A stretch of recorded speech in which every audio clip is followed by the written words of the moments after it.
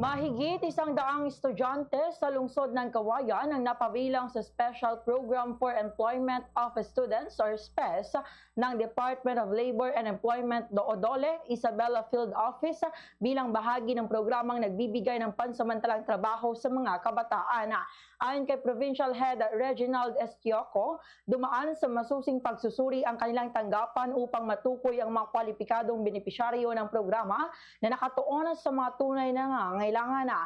Anya, maaari ring makasama sa SPES ang mga out-of-school youth basta makapagsumite ng sertifikasyon na sila ay babalik sa pag-aaral.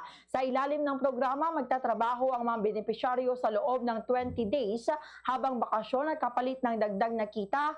Hatian din sa sahod ang DOLE at employer kung saan 60% ay mula sa employer at 40% mula sa DOLE. Ganito ang bahagi ng pahayag ni Provincial Head Reginald Estioco.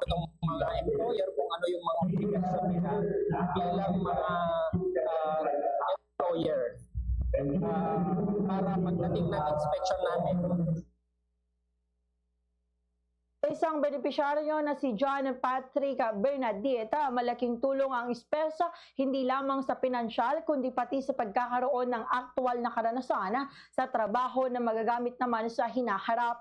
Bukod sa SPES orientation at deployment, nagsagawa rin ang DOLE ng Employment Forum at payout para sa mahigit 400 na benepisyaryo ng TUPAD program bilang dagdag na suporta sa mga manggagawang nangangailangan ng pansamantalang hanap buhay. Ganito ang bahagi ng pahayag ni John Patrick Bernadette.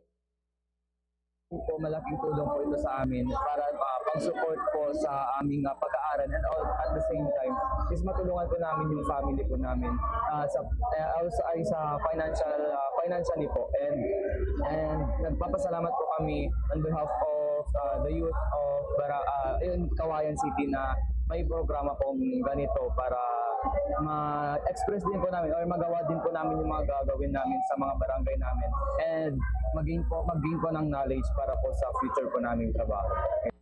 Fast sa Radyo Bombo!